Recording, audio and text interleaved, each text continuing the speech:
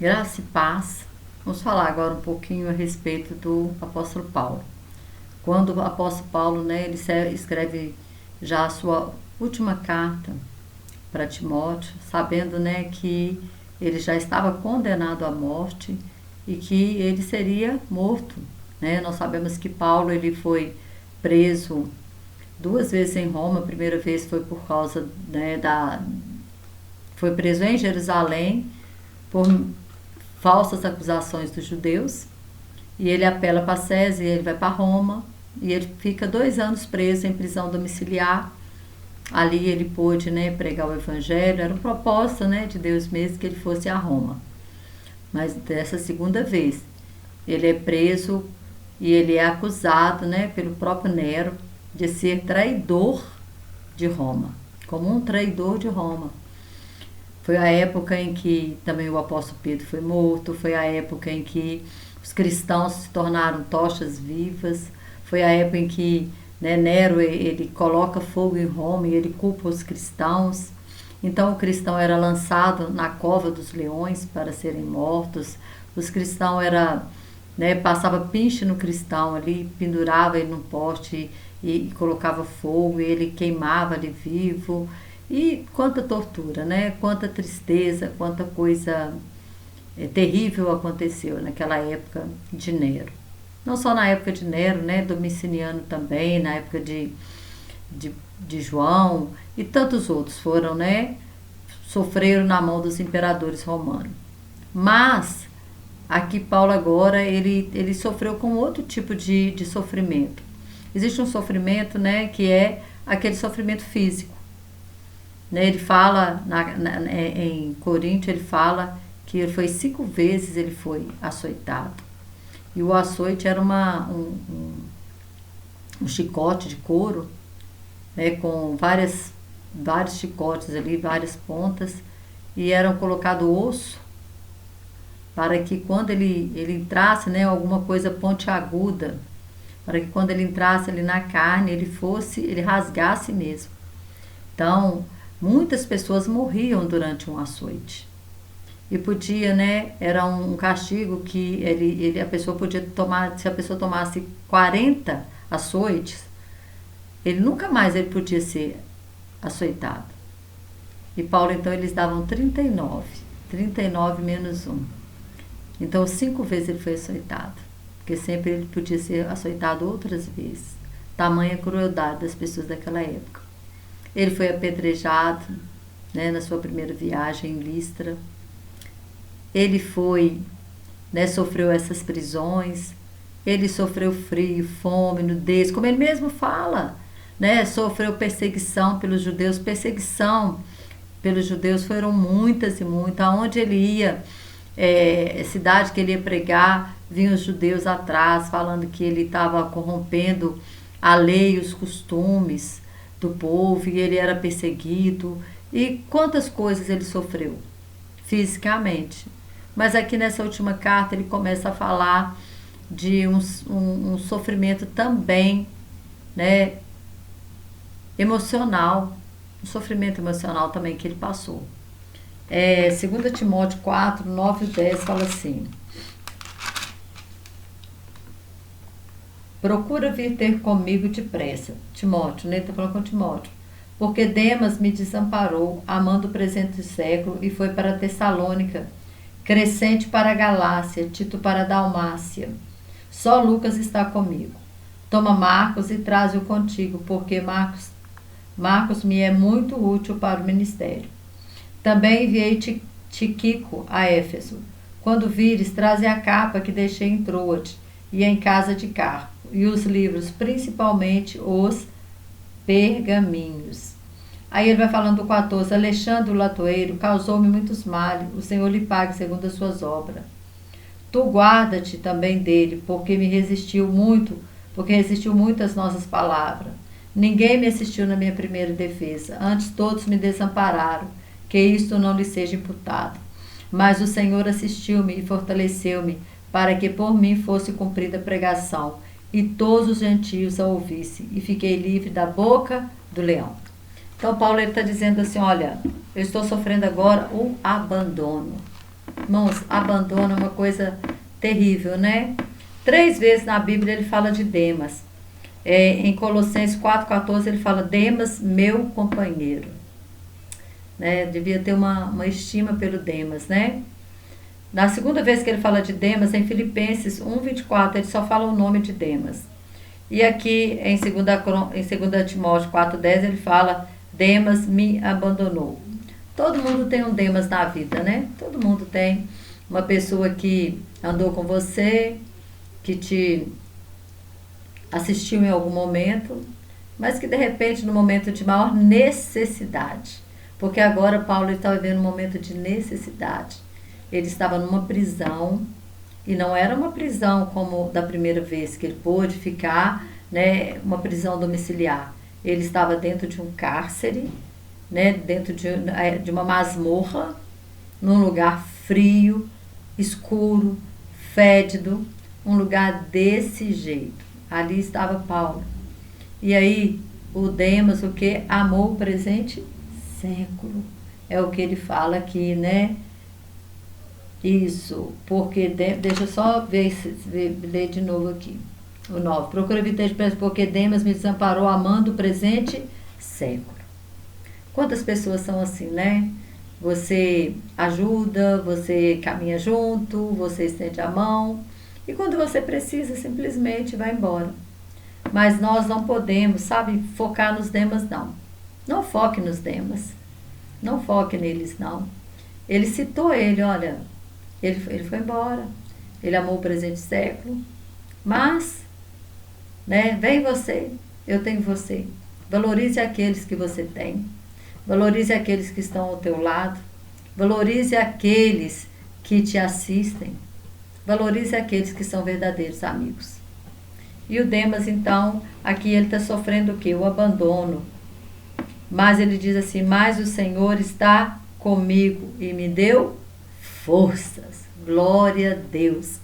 Que nós sabemos que o homem pode nos abandonar.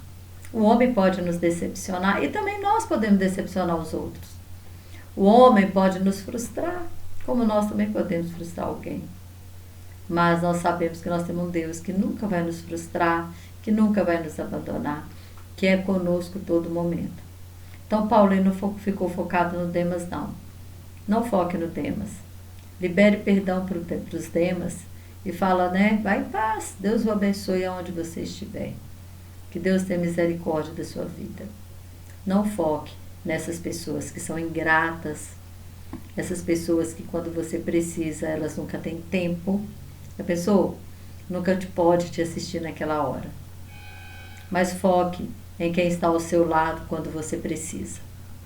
Valorize essas pessoas, seja grato a essas pessoas. E Paulo agora, então, eu acho interessante, né, que isso não lhe seja cobrado. Ele ainda fala isso, né, que isso não lhe seja cobrado. Eu fui libertado da boca do leão. Segunda coisa que nós vemos aqui, o abandono. E segundo, solidão. Ele fala, só Lucas está comigo. E ele estava sentindo o quê? Só. Apesar de Lucas estar ali. Apesar de Lucas estar ali. Então, nós vemos assim que Paulo, ele tinha também, né, o seu momento de carência. De, eu dei tanto, eu queria também, eu preciso de colo. Mas todo mundo precisa de colo. Seja o pastor mais ungido nessa terra, mais usado por Deus nessa terra, ele precisa também de colo. Chega um momento, olha, o apóstolo Paulo, gente, a gente está falando de um homem que 27 livros tem o Velho Testamento, o Novo Testamento, 13 cartas, foi eles que escreveu. Ele é o maior protagonista do livro de Atos, né? Ele entra ali em Atos como um protagonista, porque a partir do verso 9 é a história de Paulo, tudo é Paulo.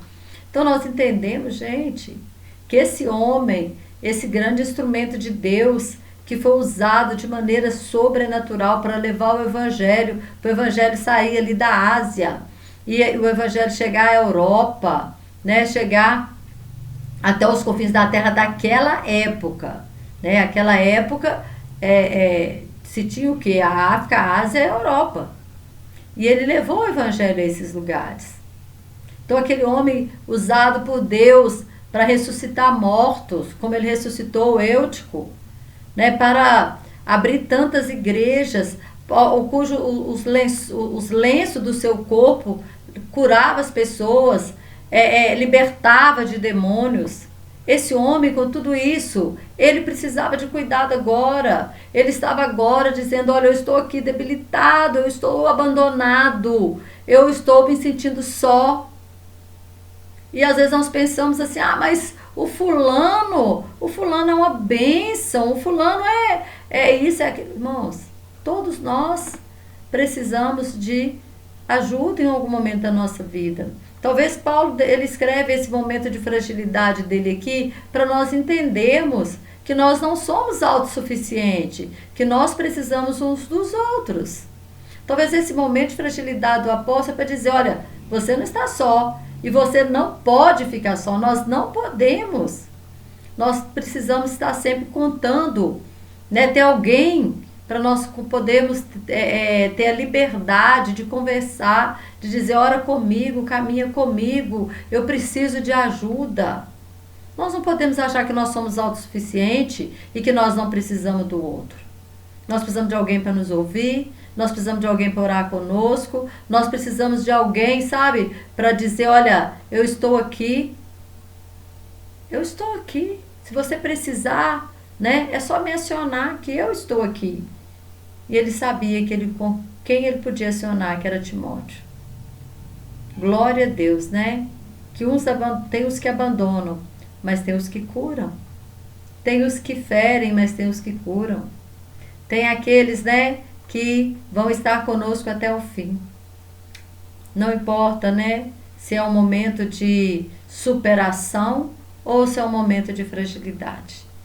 Aquela pessoa vai estar com você na hora da celebração, de celebrar a vitória, mas também vai estar com você no momento de necessidade. Do momento em que você se sentiu nada, aquela pessoa também vai estar com você. Glória a Deus, que a Bíblia não é um livro de carochinha, não. De histórias da carochinha, não. Não mostra Paulo como super-herói, não. Mostra Paulo que tem os mesmos problemas que eu e você. E agora ele está sofrendo com abandono. Ele está, né, decepcionado ali com Demas. Ele cita, Demas me abandonou. Amou o presente século e não quis saber de mim. E aí, segunda coisa, nós vemos que Jesus, ele entende disso tudo. Né? Jesus entende isso porque Jesus, ele foi abandonado ali na cruz. O único que ficou foi João. Mas sempre tem os que abandonam, mas tem os que ficam também. Glória a Deus por isso, né? Os outros abandonaram. Judas traiu. Mas João e as mulheres ficaram lá no pé da cruz. Tem aqueles que prevalecem, né? Que permanecem até o fim. Ele entende também, né, de ser abandonado, ser decepcionado, como, né, foi negado por Pedro. Olha que decepção. Apesar de ser Deus, mas ele era homem também, né? Então tinha as duas naturezas ali. Tinha a natureza humana também que sofria com o abandono, que sofreu com o abandono, que sofreu com a traição, que sofreu com a negação. Então, nós podemos enxergar a natureza divina de Jesus, mas enxergar também a humana. E ao mesmo tempo nós estamos vendo aqui em Paulo, né? Aquele homem tão valente, tão cheio de Deus, mas também a sua carne, né? Falando, olha, eu preciso de ajuda. Eu preciso da sua companhia. E aí ele fala assim, traze contigo também a João Marcos. João Marcos, se você ler lá em Atos 16, o primeiro versículo, finalzinho do 15, início do 16, vamos ali, quando ele começa a sua segunda viagem missionária, ele tem uma briga feia lá com Barnabé por causa de João Marcos. Porque João Marcos, ele foi na primeira viagem com Paulo e ele não abandonou, ele voltou para Antioquia, da onde eles tinham saído, de Antioquia da Síria, né? Então, quando foi para ter a segunda viagem, Paulo falou, não, ele não vai não, ele já nos abandonou. Olha para você ver como Paulo era, né, no início, assim, aquele gênio difícil, colérico, né? E ele falou, não, não vai de jeito nenhum.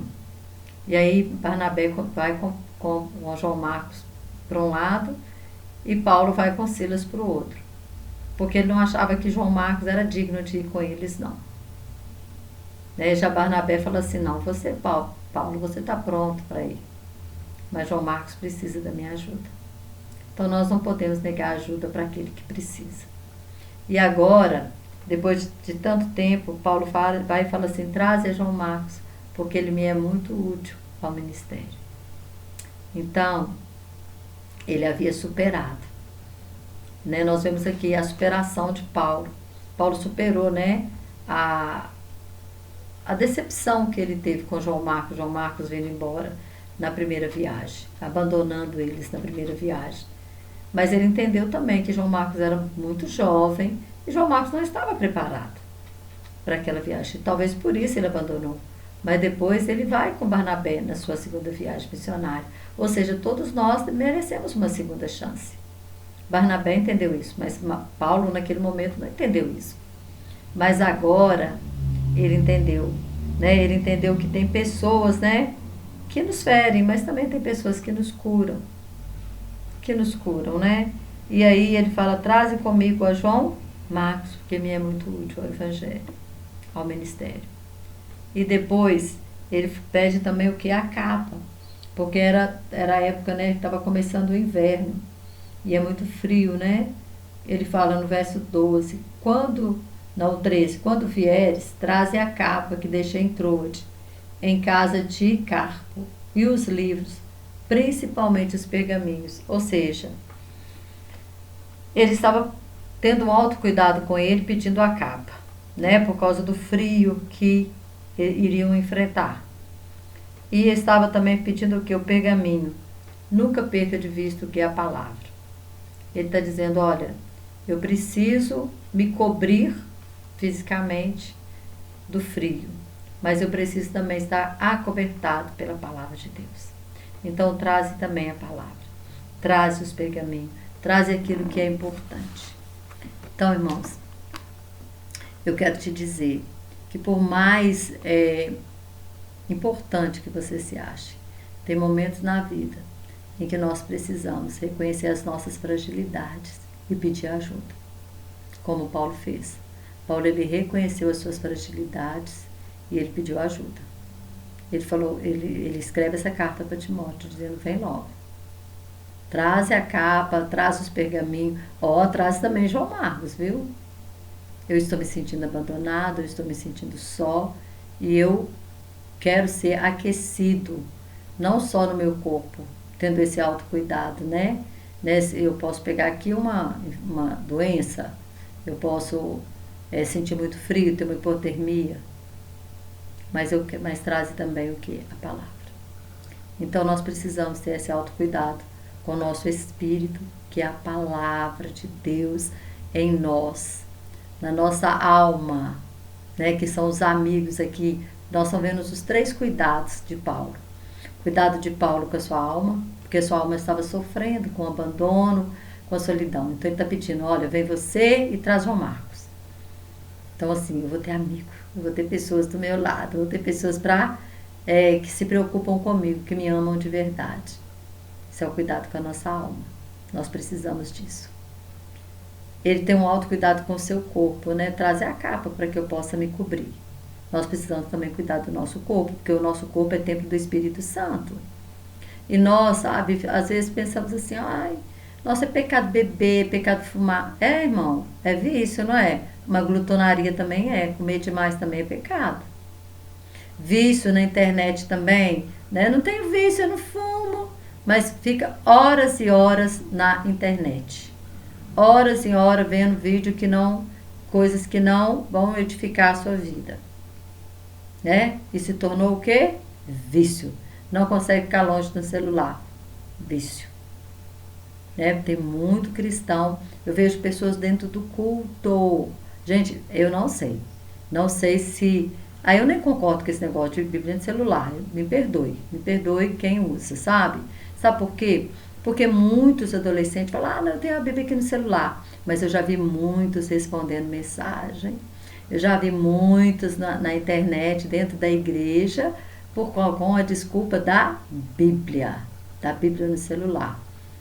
Claro que cada um vai dar conta de si mesmo, né? Não sou eu que vou chegar para ele e falar, olha, você está no culto, mas ele sabe, né? A pessoa sabe. Então, por quê? Por causa do vício. Aí leva o celular para a igreja, aí na hora que dá o toquezinho que chegou uma mensagem, ele não resiste, vai lá e abre. E dali de uma mensagem ele vai entrando em outra, e vai em outra, e vai em outra, e quando de repente passou o culto, ele não sabe nem o que aconteceu. O diabo roubou a mente, roubou a palavra, roubou tudo dele ali, e ele nem percebeu. Não é mesmo? Outra coisa, né? O cuidado com o nosso corpo mesmo. Muitas vezes é fazer uma academia. Não é para ficar... Às vezes as pessoas pensam assim, fazer academia é vaidade. Não, irmão, é autocuidado. Autocuidado, sabe por quê? Precisa envelhecer com saúde. Envelhecer com saúde, a gente conseguir abaixar, levantar, né? Não ficar aí capengando. Porque a gente precisa envelhecer com saúde. Não dar trabalho para os outros, né? E o cuidado com o Espírito, traz minha palavra, está cobertado pela palavra. Está cobertado pela palavra. O próprio Paulo fala em Tessalonicenses, que seja em tudo repreensível o vosso, apresenteis, né? Irrepreensível o vosso corpo, a vossa alma, o vosso espírito. Irrepreensível para a vinda de Cristo. Então nós temos que cuidar de tudo isso. E todos três precisam desse autocuidado. Que você possa se cuidar. Você possa se cuidar em todas as áreas. Amém? Que Deus continue abençoando a sua vida. E se, né, como mais uma vez eu te digo, se esse vídeo te abençoa, abençoe outros, compartilhe, deixe o seu like. Em nome de Jesus, que Jesus te abençoe muito, muito, muito. E até o próximo vídeo.